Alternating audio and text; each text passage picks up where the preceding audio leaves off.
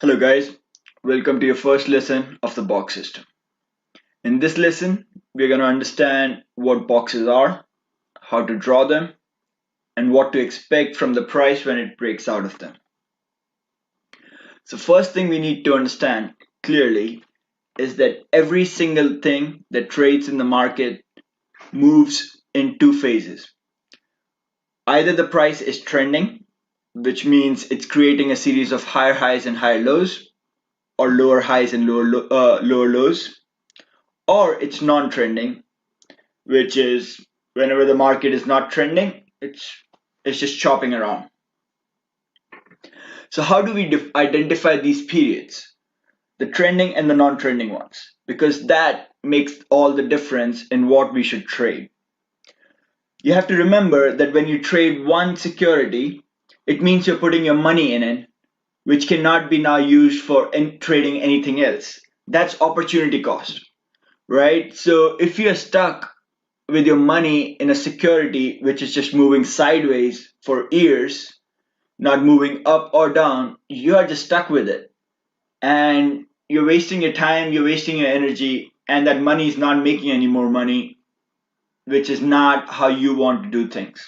If you want to invest, try and invest in opportunities that compound fast.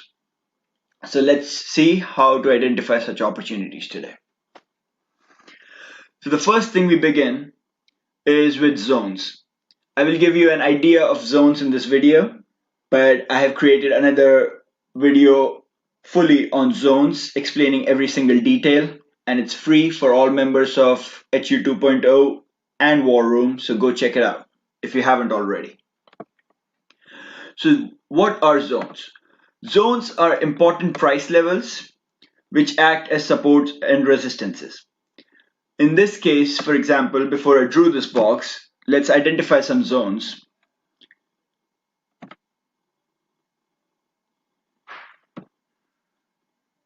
Alright, you can see clearly that this price level is a zone. Why do I say that? I say that because look at this. Acted as support. As long as the price was above it, the path of least resistance was higher. Price crossed below it, the path of least resistance is lower. Acted as resistance here, price went lower. When the price went higher, acted as support again. Before price broke below, acted as resistance, price went lower. So all it means, a zone is a level above which the path of least resistance is higher and below which the path of least resistance is lower. You can see it acted as a resistance a bunch of times here, acted as support here before the price finally broke up. Same way we can define the top of this box boundary as a zone. I have drawn these boxes, but I will explain how you can draw them for yourself too. Let's identify the zones inside the box in black color. Alright. Is there another zone in this box? Let's see. This looks like a zone around 120. Same concept, acted as support. I can zoom in to see if the boundaries are correct. Maybe slightly lower because of the price action here. Perfect. Acted as support, price went higher. Acted as support again. When it went low, price went lower. Acted as resistance, price went lower. Alright. Now, in a similar fashion, I had defined this, the 101 level as a zone. You can see acted as support here, acted as the resistance when the price broke below.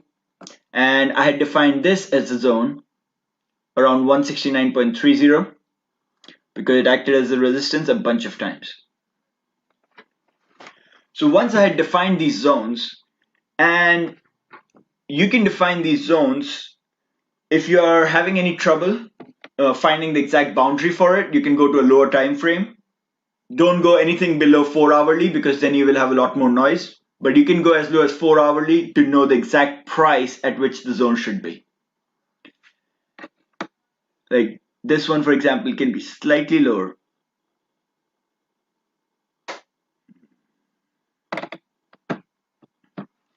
When I'm making my watch list every single weekend, I'm very precise with this. But since it's an example, I'm not paying attention to a 50-cent difference here and there.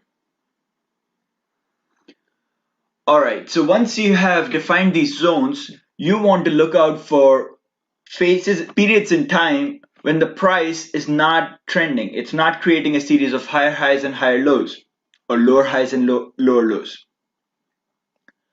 You see, it's just choppy. It's spending time between these two zones and just moving sideways.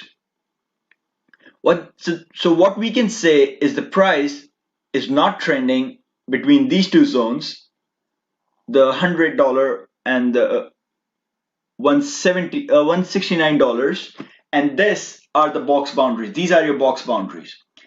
Boxes are simply helping us define the period in time where the price is not trending. It helps us define the price range in which it's not trending.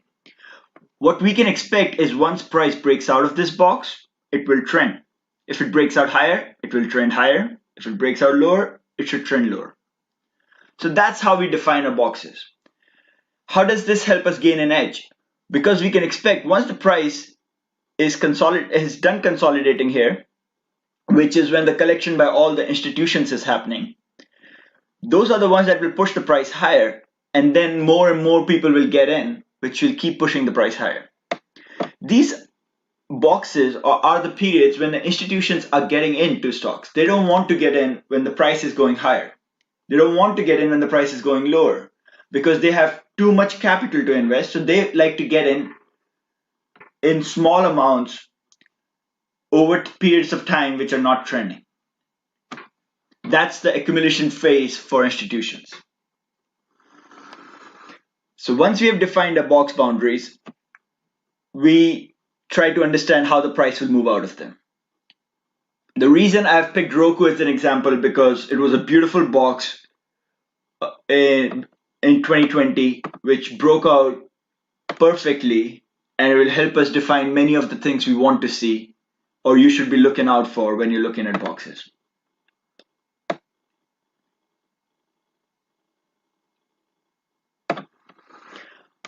Alright, so once the price breaks out of this box boundary, it can move in three ways.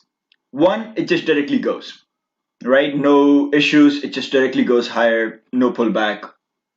Those are the craziest one to catch because they move so fast, you want to pick up some profits expecting a pullback and they just keep going.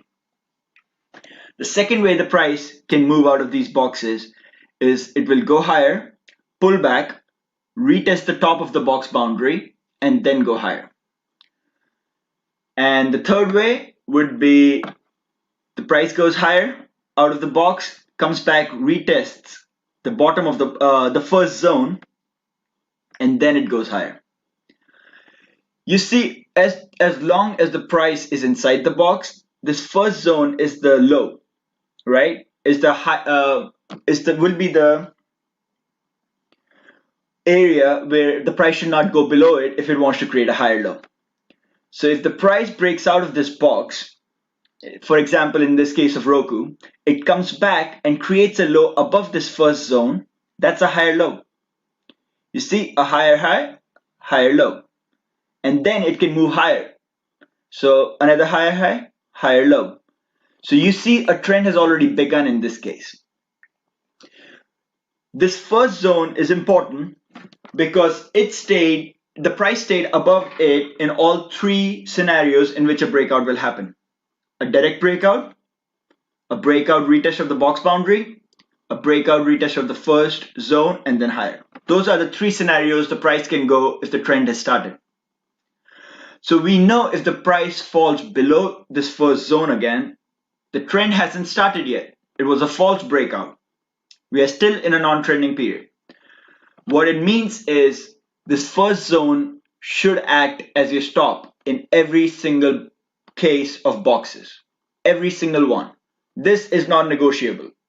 You can find your own trailing stops based on your objectives. But if there's a box, this first zone is the stop in every single case. So like the stop I place in my trades is usually slightly below this first zone, because that allows for the retesting to happen and without getting me stopped out. All right, so once the price has broken out of this box, you see we have a trend starting. And what is a trend? In this case, it will be a series of higher highs and higher lows. We created a higher high here around 185, came back, created a higher low because the previous low was the first zone around 145. Now the higher low was around 153. Went back, created another higher high at 200, another higher low at 175, and voila, we had the blow top part of this rally. So why am I explaining this trend, or why am I paying attention to this? Is because all trends have a certain structure. Once a trend starts, the price moves in a certain way. And once you understand how the price moves, it helps you anticipate what a trend should do.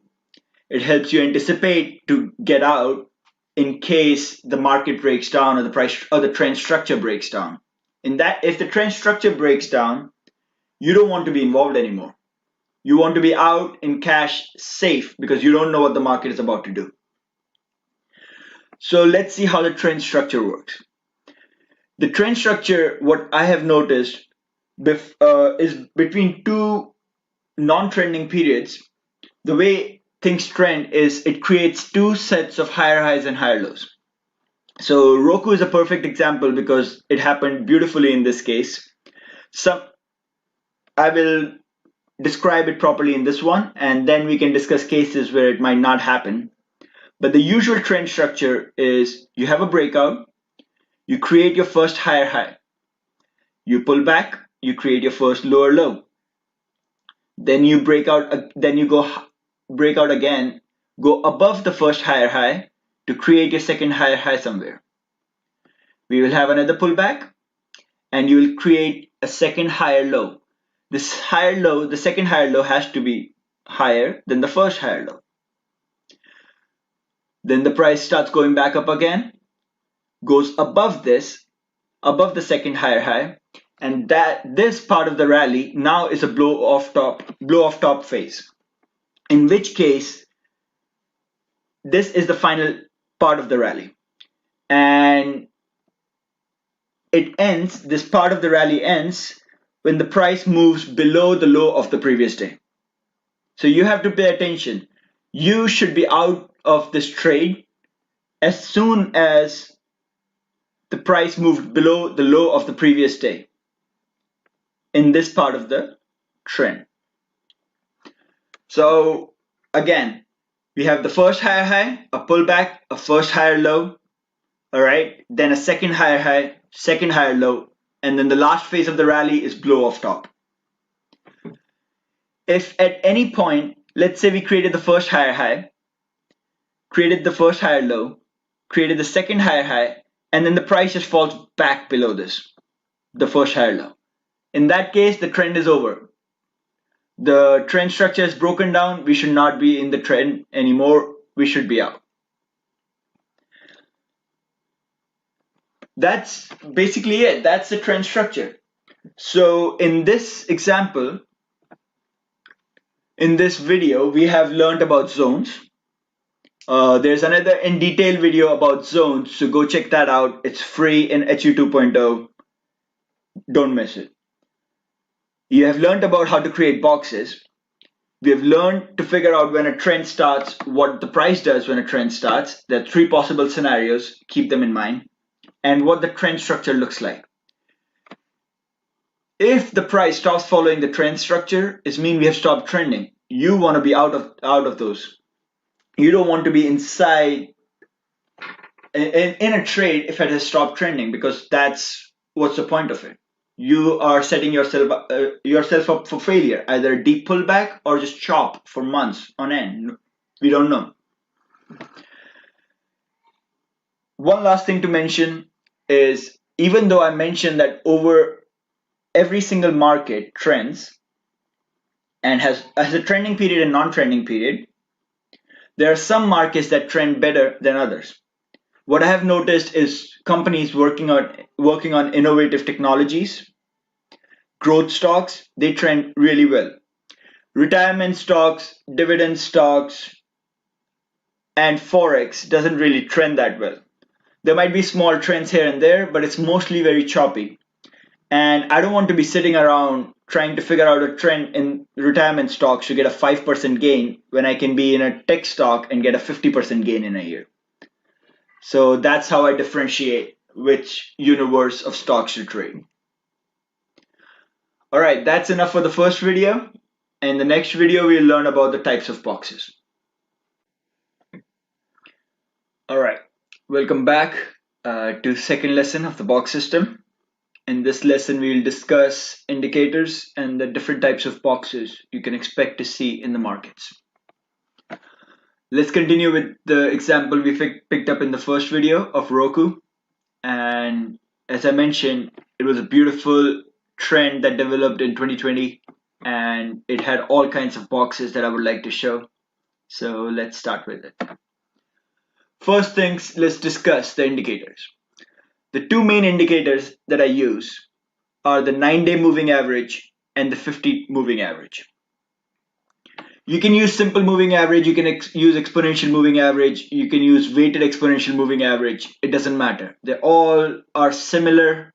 Besides, indicators are exactly that. They're hints for decision making. They are not foolproof methods. I use simple moving averages, the 9 and the 50. You have to realize that markets are fractals. What happens on one time frame is similar to what happens on the other time frames. You will see the patterns that develop on weekly, they will develop on daily, they will develop on hourly. Maybe not in the minute or seconds because that's too much noise, but for the most part on higher time frames, the markets are fractals. So these 9 moving average and 50 moving average will be important on all time frames. I use them as such. The 9 moving average is my short-term momentum filter, and the 50 moving average is my medium-term momentum filter. If the price is above the 9 moving average, it's likely to keep going. It's likely that it has high momentum right now, and it should move fast and move higher fast. If the price falls below the 9 moving average, that means the short-term momentum is dying down, in which case it might need to chop around for a bit, consolidate again, and then go higher, or it recovers the 9-day moving average within a day or two, and in that case we are off again. So that's how I use them as filters. How do I use the 50 moving average as a filter? It's my medium-term momentum filter, so I only take box breakouts long if the price is above the 50 moving average. The same way, I only take breakouts short from a box if the price is below the 50 moving average. Because it describes the medium-term momentum, so we don't want to take a breakout that's against the 50 moving average, because the price might face some resistance when it touches it, and that will lead to a failure of the breakout, and that's a very high likelihood, so I do not take those trends. Once you know how I use the 9 and 50 moving averages, let's look at the different kinds of boxes, and you will understand why I picked these two. Alright, so let's take Roku as the first example. You will see this massive box. Alright, let's begin with this. There are 3 types of boxes that I look at.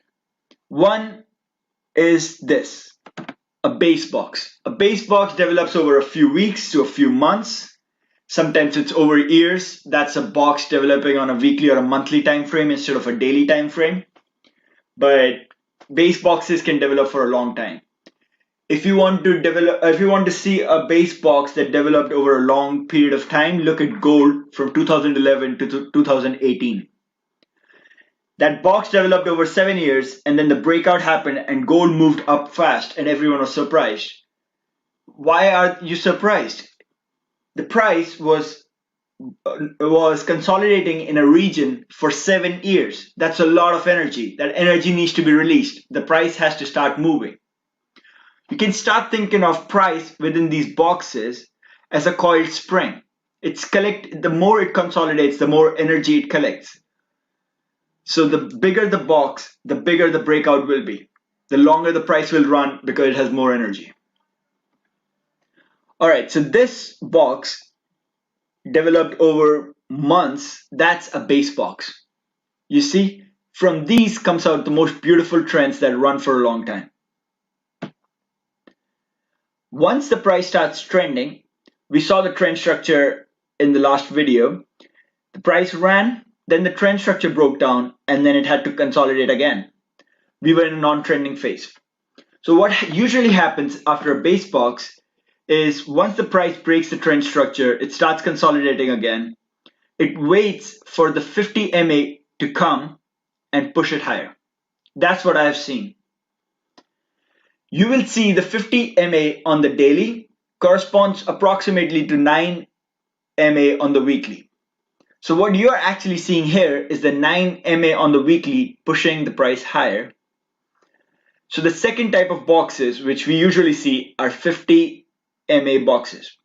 That's 50 MA on the daily. That's the one pushing the price higher. So it's consolidation, waiting for the 50 MA to come up, and boom, we go higher. So that's the second type of boxes. The first one, base box. The second one, 50 MA box.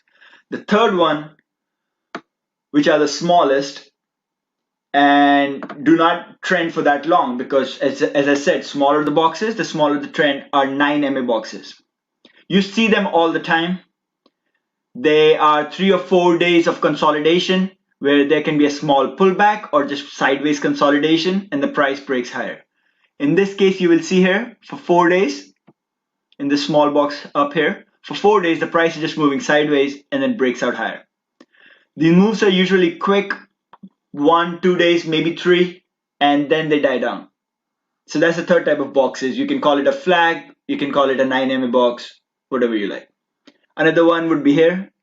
You see the price went higher quickly, so it moved sideways for the 9 MA to catch up, and then it went higher. Sometimes it's a flag. The price went high quickly, then it came slightly lower to touch the 9 MA, consolidated before it went higher. So that's the third type of box. It's a 9 MA box or a bullish flag, whatever you want to call it. So the three types of box we saw are the 50 MA box, the base box, and the 9 MA box. The most reliable ones in a breakout scenario are the 50 MA box.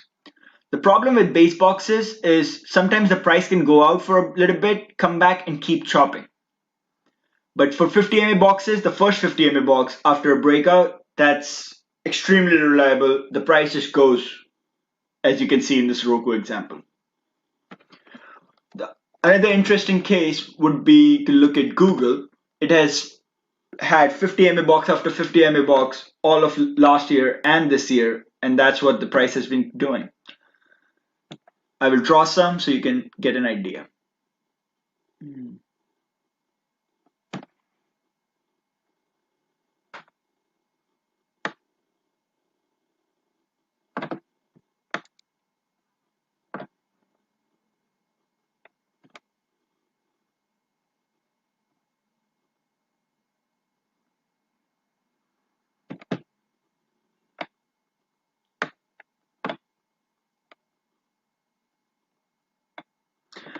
Okay, I don't know why the trading view is not letting me draw a box, but you can see between 1806 and 1700, you see a box here. It broke out. Then you see another box, broke out. All of these are 50 MA boxes. You see the 50 MA pushing the price higher? Google has done that all last year and this year. It's just 50 MA box after 50 MA box. Another one here, 2204 to 2400. Price went higher, retested it, boom.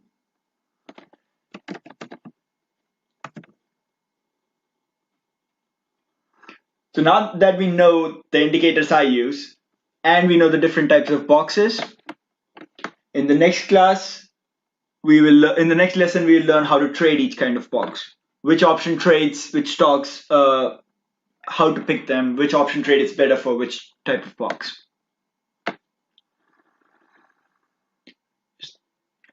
One thing I want to mention is, as I mentioned, markets are fractals. The 50 MA on the daily corresponds approximately to the 9 MA on the weekly. Similar way, the 50 MA on the hourly corresponds approximately to 9 MA on the daily.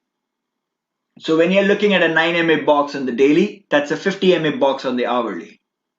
So you can look at it that way, and if multiple time frames have a point to in one direction, we'll make a decision in that direction. Buy. All right, that's enough for this class. The next class, we'll see how to trade each kind of boxes. See you then. Hello guys, welcome to the lesson 3 of the box system. Today, we'll discuss about system objectives. Now you guys understand what trends are, right? You understand their structure, you understand the different types of boxes, you understand how when the price gets out of a box, a new trend begins. So let's design a system based on this understanding of how the prices move in the markets so we can constantly benefit from that system. You know, we don't have to question it.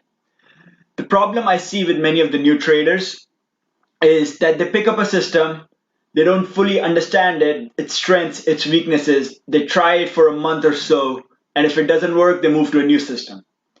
The cycle keeps repeating itself, and many such traders lose out over the long term. So this lesson is simply to decide what kind of system we want to create while keeping what our basic understanding of price movement, which we learned in the first 2 lessons, in mind. All right, so what your system objectives are, we first begin with what kind of markets you want to trade. As we discussed in the first video, that markets have 2 phases, right? One is trend following, one is mean reverting. Each security has certain properties which makes it more likely to be in one of the 2 categories. For example, growth stocks, they love to trend. They trend beautifully. While dividend stocks, retirement stocks, old companies, they don't trend as much. They are more choppy. They're more mean reverting. Forex markets, heavily bank dependent. Most of the trading happens between banks, and that's very mean reverting. It doesn't trend beautifully. Let's say commodities, they love to trend. If you catch a good trend in commodities, you can make a lot of money real quick. So the first thing we have to decide is what kind of markets we want to trade. Trend following, you might have, let me see, what are the advantages of trend following? The trend following advantages are, you have to get in a trade and then you probably have to wait as the trend figures itself out. While mean reverting is more quick profits but small ones. Apart from that, you have to understand in your personality what you are really comfortable with. It's hard to say which one is better.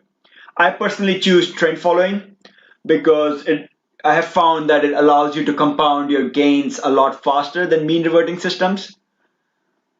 But again, feel free to use your knowledge about price movement to decide which one you would like better. Second thing, you have to figure out and you have to be clear about what you want to see in the markets before you decide to enter. So one thing, I'll give you an example. One thing I like to see before a box breakout is some sort of consolidation right at the edge of the box boundary. What that does is it reduces the chance of a breakout failure. If the price is coming straight from the bottom of the box, straight to the top and breaks out directly without any consolidation, I won't technically miss it. I would put half a position, but in ideal scenarios, I like it to consolidate at the resistance a bit, gain some more energy, and then push out with strength. So the chance of a failure is low. There are a couple other things that I like to look at, but this is what you have to think about when you're designing your system, is what I would like to look for in the market before entering a trade. The third thing you want to decide is what time frame you want to trade. It is very important to understand that each time frame has different mechanics, right? Like day trading is a bit more, I have found it's a bit more stressful. You can make quick profits, but you can also lose quickly. It's highly volatile, so your risk management has to be on par. It has to be on point. While if you're taking a bit of a bigger time frame, it's better for beginners because you can learn and your mistakes don't cost you as much. The trend system, the trend structure I described yesterday, it works pretty well, starting from 1 hourly time frames all the way to monthly, yearly time frames. So whatever your time frame you guys decide, the system should work really well. If you go down all the way to like 5 minute or 15 minute time frame, that's has a bit more noise. So the trend structure does not stay intact. So you have to keep that in mind if you decide to trade really small time frames. Then it also depends on your personality. Like I personally don't like to be in front of a screen for 8 hours a day while trading. No, I like to be able to make decisions, trading decisions from anywhere. All I need to do is look at the price once or twice, and that's it. That's all I need to make a trading decision, which is not really possible with very small time frames. So what I prefer is usually 4 hourly and daily time frames. But if you guys would like to go shorter or a lot longer, that's completely fine. The fourth thing you have to think about in your system is how do you plan to take an exit? Now, a bit of it depends on what market environment we are in. If the market environment is such that that stocks are trending beautifully, you can wait a bit based on your understanding of the trend structure and take a longer time to take profits. While if we are in an environment which is a bit mean reverting, you might want to think about taking profits quicker. As we learned in the trend structure, you have the first higher high, then a small pullback or consolidation to create a first higher low, then a second higher high, and so on. You can think about taking your profits at a first higher high, maybe partial profits, and then ride the rest. Or you can think about short-term trades where you just take the profits at the first higher push and that's it. You don't care about the rest of the trend structure. So this is something you'll have to decide for yourself based on what you're comfortable with. How much profits you're comfortable riding, how much capital you have. A lot of things, it depends on a lot of things, and a bit of it depends on your personality. So what I can give you in the next few videos is my system and how I trade it, but feel free to tweak it or modify it based on your system objectives, which we're discussing in this video, and your understanding of the types of boxes and the trend structure. The fifth thing you have to think about is the expectancy of the system. There are some systems who do really well, but maybe they only right 3 out of 10 times. Those 3 times they make a lot of money, and then 7 times when they only lose a small amount. Right? That system can work, but you have to think, can you handle that many losses and not knowing when the wins will come? It might happen that your first eight trades are a loss. The wins are about to come, but they haven't yet. Can you handle that? So that's why the expectancy of the system is important, because once you know that your system is has positive expectancy and you're supposed to make profits over 1,000 trades, you will be a lot more confident and you will stick with it. My system, I personally cannot handle that many losses, or I don't like to. My systems usually have about 60 to 70% win rates. My day trading system is slightly lower, but in that case, my reward to risk is around 3-to-1 to 4-to-1. So I know these things intuitively, and that helps me stay confident in my system even during periods when I'm having some losses. Because trading is not 100% game. Like, there's no system in the world that will make you win every time. You have to learn how to handle losses and not let them get out of control. Small losses is fine, right? You will survive in trading as long as you have small losses, small profits, and big profits. The only thing that will make you go out of business is a big loss. So as long as you limit your loss, as long as you have chips left to play another day, we're gonna all make it. The last thing you want to understand is the capital you want to risk per trade.